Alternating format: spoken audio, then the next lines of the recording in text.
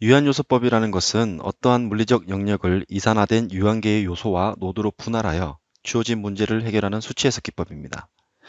사실 유한요소 해석에 대해 잘 이해하기 위해서는 상당량의 자료를 탐색하여야 합니다만 오늘은 개략적이지만 중요한 개념에 대해 살펴보겠습니다. 구조 해석으로 한정하여 생각해 볼 때 FEM으로 구하고 싶은 것은 무엇일까요? 구조물을 대표하는 요소와 노드의 변형이겠죠.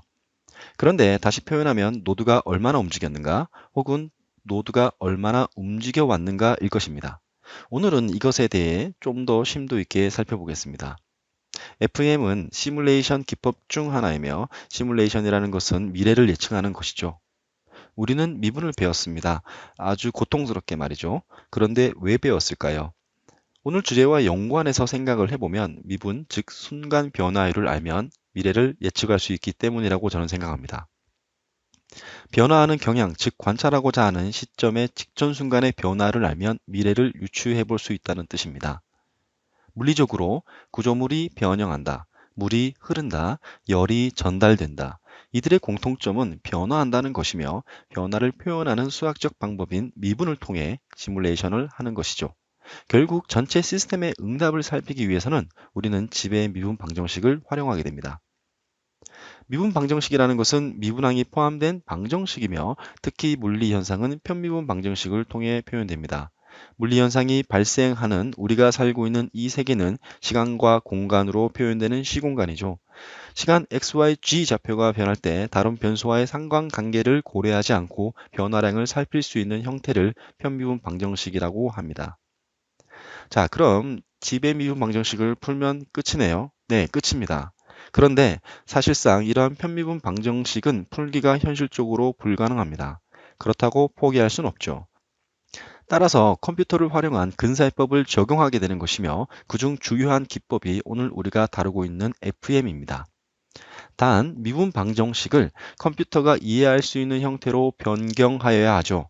이 그림에 나와 있는 함수를 적분할 때도 이처럼 이산화하여 계산을 하죠.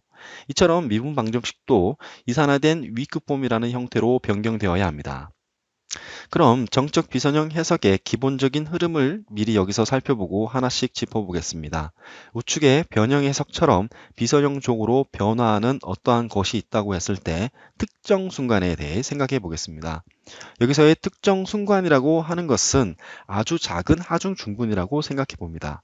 우선 이 모델을 대표하는 집의 미분 방정식 스트롱 폼이 있겠죠. 이를 이산화를 위한 위크 폼으로 변경하고 다시 컴퓨터가 이해할 수 있는 벡터와 행렬두로 구성한 뒤 해를 구합니다. 어떠한 특정 순간에 대한 결과를 얻었기 때문에 마지막으로 다음 순간에 대해서 계산을 합니다. 이러한 순서를 계속 반복하면서 구조물의 변형을 추적하며 해석을 수행하는 것입니다. 그럼 위크폼, 즉 이산화 형태로 만들기 위해 필요한 도구들에 대해 살펴보겠습니다. 벡터라고 하면 대부분의 분들이 화살표를 떠올리실 것 같습니다. 좌측에는 2차원, 우측에는 3차원 벡터입니다. 이러한 벡터를 행렬처럼 표기할 수도 있죠. 의미는 같고 눕혀놓으면 로 벡터, 세우면 칼럼 벡터라고 합니다. 이것은 3차원 벡터네요. 그럼 10차원, 100차원, 1000차원 무슨 의미일까요? 이러한 확장은 어떠한 의미를 가질까요? 우리는 이렇게 확장된 벡터를 시각화하기는 어렵지만 시뮬레이션에 필요한 벡터장으로 활용할 수 있습니다. 벡터 필드는 쉽게 말해 공간의 각 점에 벡터를 대응하는 것이라고 할 수 있습니다. 구조물에 작용하는 분포 하중도 하중 벡터로 표현할 수 있고 이 하중에 의한 변이 역시 벡터로 나타낼 수 있죠. FEM 해석의 목적이 이러한 변이를 계산하는 것이고 아직 우리는 변이 벡터를 모르는 상황입니다. 좀 더 단순하게 생각해서 인풋이 있고 아웃풋이 있는 형태로 바라보겠습니다. 이러한 결과를 가져다 주는 시스템을 생각해 볼 수 있습니다. 그 시스템이라고 하는 것은 구조 해석이니까 재료의 영향, 힘의 평형, 에너지 보존 법칙, 주어진 경계 조건 등을 적절히 고려하는 무언가일 것입니다. 결론적으로 이러한 시스템은 특정한 행렬로 표현되고 구조 해석에서는 강성 행렬 또는 스티프니스 매트릭스 K라고 부릅니다. 한편 각 벡터와 K 매트릭스의 사이즈는 해석하고자 하는 대상물의 노드의 개수와 관련되어 있습니다. 초반에 미분 방정식을 풀어야 한다면서 뜬금없이 행렬에 대해서 우리가 이야기를 나누고 있는데요. 이렇게 이야기를 풀어나가는 이유는 앞서 말씀드렸던 이산화를 위한 것이고, 미분 방정식은 행렬과 벡터의 곱으로 나타낼 수 있기 때문입니다. 그 이유의 경우 아래 링크를 통해서 한번 확인해 보시기 바랍니다. 한편 행렬과 벡터의 곱은 선형 연립 방정식이라고도 할 수 있습니다. 아래 이미지에서처럼 연립 방정식들은 행렬로 표기될 수 있기 때문이죠. 선형이라는 단어가 붙은 이유는 제곱이나 변수 간의 곱의 형태가 없기 때문입니다. 따라서 미분은 행렬과 벡터의 곱이며, 이는 다시 선형 대수 방정식이라고도 할 수 있습니다. 이러한 형태는 컴퓨터가 아주 좋아하는 형태죠. 선형 정적 혹은 비선형 정적 해석의 문제는 f는 kx라는 문제를 푸는 것이고, 하중인 f 벡터를 알고 있다고 했을 때 k 행렬을 뽑아낼 수만 있다면 변이 벡터 x를 구할 수 있는 것입니다. 결국 문제는 매트릭스 k를 구하는 문제로 귀결됩니다. 그렇다면 매트릭스 K는 어떻게 구할까요? 사실 이게 굉장히 어려운 건데요. 대표적으로 다이렉트 스티프니스 메소드와 베리에이셔널 메소드라는 것이 있습니다. 다이렉트 스티프니스 메소드는 FEM을 배울 때 개념을 익히기 위해서 배웠던 걸로 저는 기억하는데요. 실제 FEM 코드에서는 잘 활용되지 않는 것으로 알고 있습니다. 실제 FEM에 활용되는 방식은 베리에이셔널 메소드 변분법인데요. 클래식한 방법으로는 레일레이 릭스 메소드, 갤러킨 메소드 등이 있고, 실제 상용 코드에 활용되는 방법은 이것들과 살짝 다릅니다. 이 중 우선 갤러킨 메소드에 대해서 간략히 살펴보겠습니다. 갤러킨 메소드를 통해 미분 방정식을 계산하는 흐름을 나누어 보면, 미분 방정식의 해를 가정하고 가정해를 대입합니다. 대충 어리짐작했던 해니까 당연히 정답이 아니므로 오차가 발생하겠죠. 따라서 이 오차를 최소화하는 해를 다시 찾는 행위를 합니다. 이게 바로 갤러킨 방법의 흐름이라고 저는 생각합니다. 그럼 피곤하실지도 모르겠지만 잠깐 소식을 보시겠습니다. 주어진 미분 방정식이 있고 우리는 아직 정답, 즉 해를 모릅니다. 따라서 해를 가정하는데요. 여기서의 해는 딱 떨어지는 어떠한 값이 아닐 것이기 때문에 함수의 형태일 것입니다. 따라서 가정해는 트라이얼 펑션이라고 하는 정해진 함수와 정해진 특정한 함수와 아직 우리가 알지 못하는 미지 계수들의 리니어 콤비네이션으로 우선 정합니다. 그리고는 이 가정해를 원식에 대입해 봅니다. 가정해이므로 당연히 오차가 발생하게 되는데, 만일 우리가 이 오차를 0에 가까운 값으로 최소화한다면, 다시 말해 0에 가깝게 하는 미지계수 ci를 적절히 구한다면 우리는 근사해를 구했다고 생각할 수 있습니다. 방법은 가정해를 대입해 얻은 오차에 가중함수를 곱하여 전체 도메인에 대하여 적분한 값이 0이 되도록 세팅을 하는 것입니다. 이를 가중자녀 weighted residual이라고 하는데요. 이것이 0이 되게 하는 계수들을 계산하면 되는 것이죠. 한편 갤러킨 메서드에서는 가중함수를 트라이얼 펑션과 동일하게 여기기 때문에 이러한 형태로 변경이 되고, 이 식을 다시 한번 쓰고 부분 적분, 경계 조건 등을 고려하여 정리하면 가중 자녀는 아래와 같은 형태가 되며, 이 형태는 우리가 원하는 f는 kx의 형태가 되므로 필요한 매트릭스 k를 얻고, 더 나아가 결과인 x 벡터, 여기서는 ci 계수들을 구할 수 있게 됩니다. 내용이 다소 까다로웠지만 핵심은 우리는 미분 방정식을 행렬의 형태로 성공적으로 변경하였습니다. 이산화에 성공한 것이죠. 그럼 여기서 조금 더 나아가 변분이라는 것에 대해 고찰해 보겠습니다. 여기 A라는 점이 있고 B라는 점까지의 최단 낙하 경로를 어떻게 계산하는지 생각해 보겠습니다. 최단 낙하 경로가 아마 가장 무서운 공포심을 줄 것 같으니까 이 문제의 정답은 롤러코스터를 설계할 때 활용될 수 있을 것 같네요. 요한 베르누이라는 사람이 이 문제를 당시의 저명한 수학자들에게 출제하였고, 그 유명한 뉴턴이 변분법을 통해 A에서 B 지점까지 가는 전체 시간을 최소화하는 경로, 사이클로이드를 구했습니다. 여기서의 핵심은 전체 시간을 최소화하는 어떠한 함수를 계산하였다는 것입니다. 변분법이라는 것은 미적 분야의 한 분야로 어떠한 범함수를 최소화하는 함수를 찾는 것으로 함수의 함수를 구하는 것입니다. 또한 자세히 살펴보면 이러한 과정을 통해 미분 방정식이 이산화된 형태로 바뀌게 됩니다.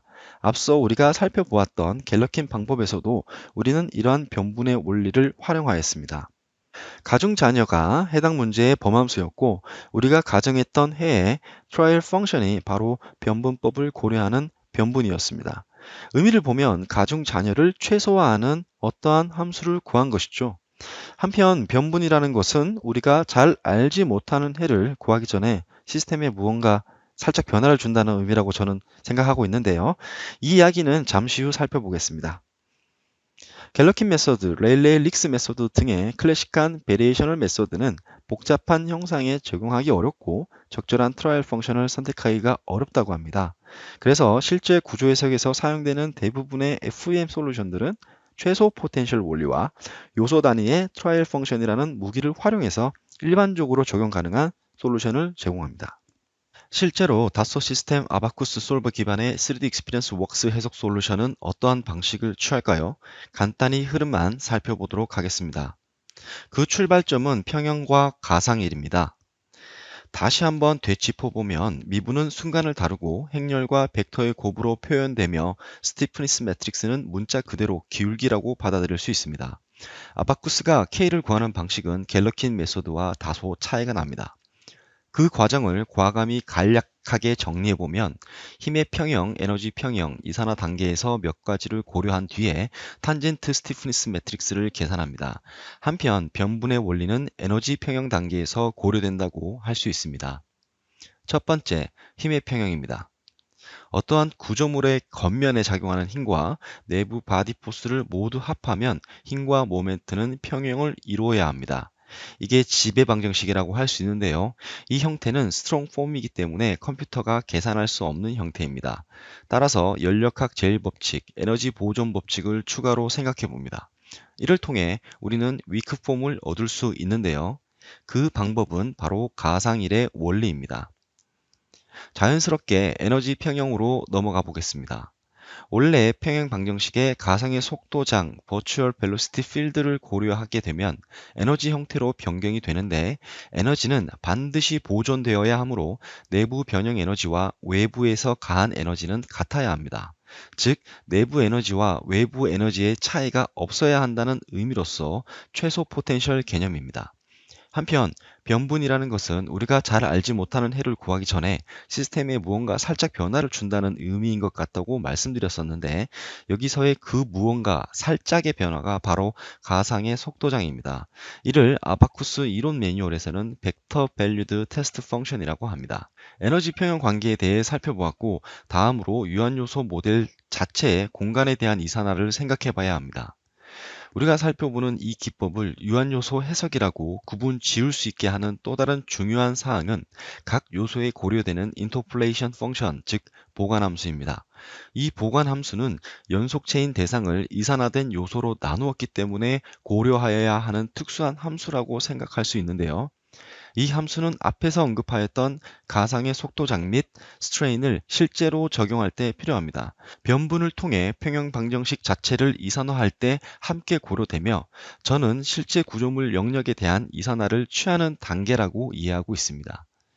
이제 탄젠트 스티프니스 매트릭스를 구해야겠죠.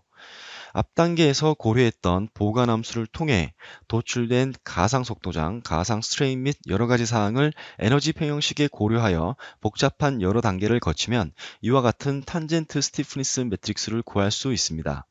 앞서 살펴보았던 K 행렬과는 다르게 탄젠트 스티프니스 또는 자코비안이라고 부르는 이유는 그리고 구하는 이유는 바로 비선형 해석에 필요한 뉴턴 랩선 메소드에 필요한 형태이기 때문입니다. 오늘 보았던 내용을 정리해 보겠습니다. 순간을 생각해 봤을 때, 즉 아주 작은 스트레인, 변형을 고려하였을 때 스트롱 폼인 힘의 평형을 위크 폼인 에너지 평형으로 표현하고 이산화에 필요한 보관함수 도입을 통해 전체 에너지 평형식으로부터 탄젠트 스티프니스 매트릭스를 구하는 과정을 거쳤습니다. 그런데 여기서 주목할 것은 이러한 복잡한 과정도 앞서 말씀드렸던 순간의 변화율 결과를 의미합니다. 그리고 선형입니다. 따라서 아직 비선형의 영역으로 가지 못하였습니다. 사실 구조물은 변형되는 과정에서 스티프니스 매트릭스가 계속 변하게 됩니다. 이러한 변화를 적절히 고려해가며 다음 단계로 넘어가야 비선형의 영역으로 갈 수 있습니다. 비선형으로 가기 위해서는 뉴턴법이라고 불리는 또 다른 수치 해석 기법을 활용하여 다음 단계로 이동, 인크레먼트 또는 증분을 하여야 하죠. 결국 비선형 해석은 순간순간은 선형이고 전체 비선형 거동의 히스토리는 별도의 기법을 통해 추적하여야 합니다.